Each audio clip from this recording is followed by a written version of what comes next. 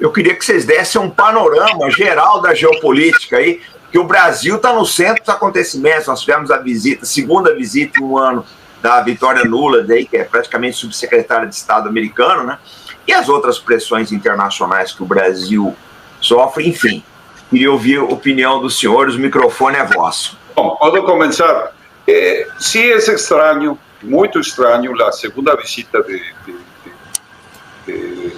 Victoria Nuland, que es una de las, podemos, operadoras del sistema angloamericano más, podemos decir, más crueles, más cínica, más, no sé cómo calificar. Él armó, ¿no?, toda la cuestión en la Plaza Maiden. Ella armó el golpe militar, de la Plaza Maiden contra en el gobierno ucraniano, y bueno, armó un poco lo que está aconteciendo ahora con el conflicto. Pero evidentemente él la ven a cobrar, él ven a una cobranza de la intervención que los Estados Unidos tuvieron durante el proceso electoral. Yo no estoy diciendo interferencia de urnas, etc., porque eso no se puede comprobar. Pero lo que sí fue claro es que comandó una campaña enorme, ¿no?, de toda el mainstream de la prensa internacional, sin excepción, con la decisión de que había que tirar la posibilidad de la reelección del presidente Bolsonaro. Yo aquí no estoy entrando a defender políticamente, electoralmente, nada. Estoy hablando los fatos en que la grande imprensa, New York Times, Washington Post, Financial Times, The Economist, la revista Times, todos al unísono dijeron hay que acabar con esto. Esto, podemos decir, fue antecedido por una visita de Victoria Nuland en 2022, que, si no mal recuerdo, fue en abril de 2022, en la que ella básicamente planteó una supuesta defensa del sistema democrático brasileño. En realidad, lo que le preocupaba a Victoria Nuland era la aproximación que tuvo el presidente Bolsonaro durante el foro de San Petersburgo, que fue una llamada muy clara, ¿no?, de una alianza político-militar de Brasil con la Rusia, que eso levantó el alarma vermelho, ¿no?, en Washington. Es decir, ese acercamiento había que barrarlo, había que parar eso. Entonces hubo una intervención clara, lo dice, por ejemplo, porque Victoria Nuland tiene lo siguiente: él la visita, pero tiene mensajeros. Entonces, por ejemplo, en la visita de abril, hubo un excónsul en Río de Janeiro, de los Estados Unidos, y mandó el mensaje claro: hay el riesgo de que el proceso democrático se interrumpa y que pueda haber una situación, incluso comparando con el 8 de Janeiro en el Capitolio. Es decir, ese escenario se empezó a delinear desde la visita de Victoria Nuland. Eso es muy interesante para los fatos que vienen a después a acontecer el 8 de Janeiro, ¿no?, en Brasil. Es decir, hay un paralelismo muy claro. Entonces, tanto lo del Capitolio como lo de Brasil dieron en cierta medida una legitimación del proceso democrático en ese orden. Y el cónsul fue absolutamente fuera de cualquier diplomacia, ¿no? El cónsul se llama Scott Hamilton, ¿no? Escribió un artículo, obviamente encomendado por la embajada americana, básicamente mandando ese mensaje.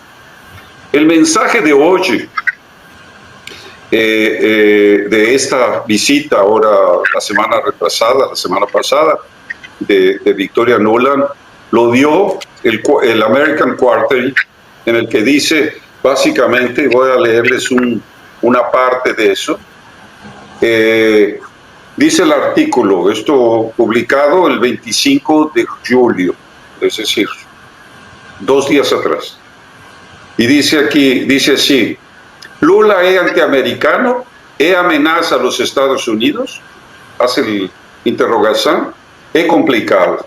Y después dice, esa es la pregunta que no quiere calar en Washington. Lula es antiamericano.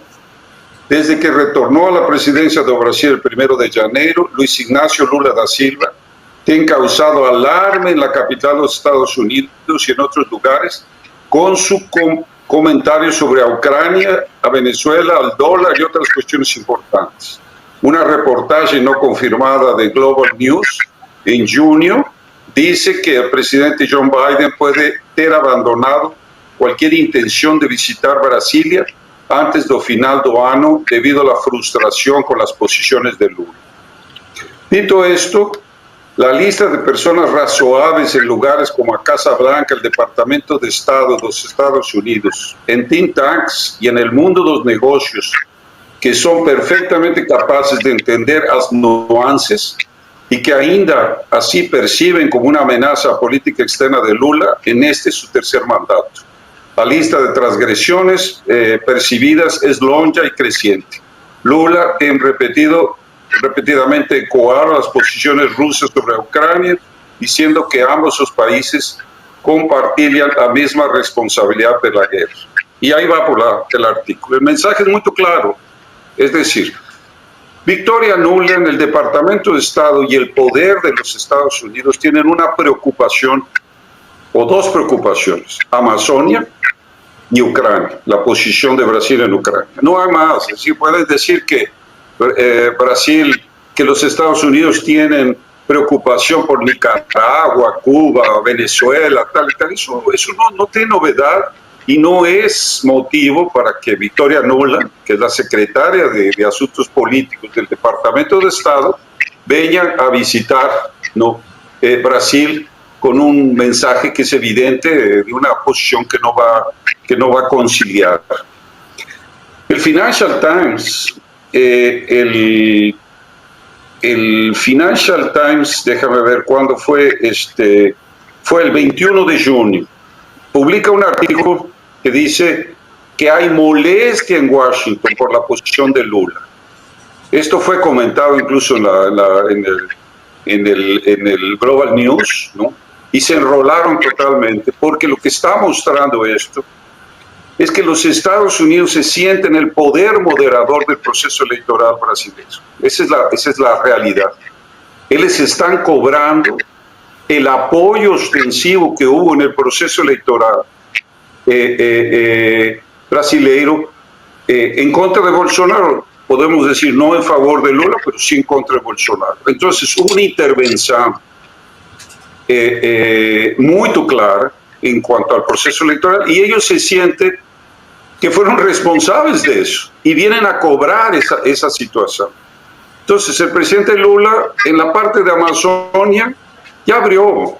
Lula abrió las porteras para que toda la bollada de ONGs y de interventores extranjeros llegaran al país, no por un problema de el prestigio de la política exterior, no, con un objetivo único: Amazonia.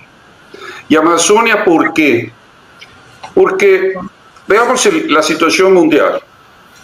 Los Estados Unidos entraron en ese conflicto provocado por la expansión de la OTAN, y eso está muy claro, es decir, si uno ve los acontecimientos, y forzaron a Rusia a entrar básicamente en un conflicto. Y él les imaginaba, y en esto estoy hablando del grupo democrático de Hillary Clinton, los neoconservadores, democráticos y republicanos, pero principalmente es el grupo que tuvo, es decir, la responsabilidad de la crisis de Ucrania, porque hay que lembrarnos que Biden era vicepresidente de Obama cuando se hizo la cuestión de la Plaza Maiden.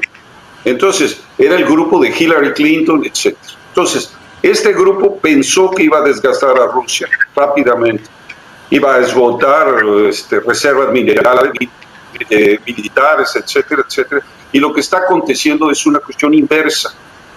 Es decir, los Estados Unidos están mostrando que tienen déficit en la producción de armamento, están usando ahora las bombas de fragmentación, ¿no? Las bombas de racimo o de fragmentación, porque es lo que tienen en el stock, ¿no? Ahora, si eso es verdad o eso fue simplemente una fake que el presidente Biden dice, pues es otra cosa que tenemos que esperar. Entonces, la situación de Ucrania lleva a un límite el sistema unipolar. Ellos pensaban que iban a dominar a Rusia, porque el proyecto de Rusia, al caer el muro de Berlín y disolverse el imperio soviético, era ser un abastecedor de materias primas baratas para Occidente. Y eso fue el proceso de privatizaciones dentro de Rusia, fue todo el proceso de destrucción de la economía rusa que iba dirigida a eso, la idea de fin de historia, el dominio unipolar, el gobierno mundial. Y resulta que no, resulta que eso no aconteció. Entonces, tú tienes el gran perdedor de Ucrania, fuera las muertes crueles que Zelensky está mandando al campo de batalla, porque están muriendo miles y miles y miles de ucranianos, ¿no?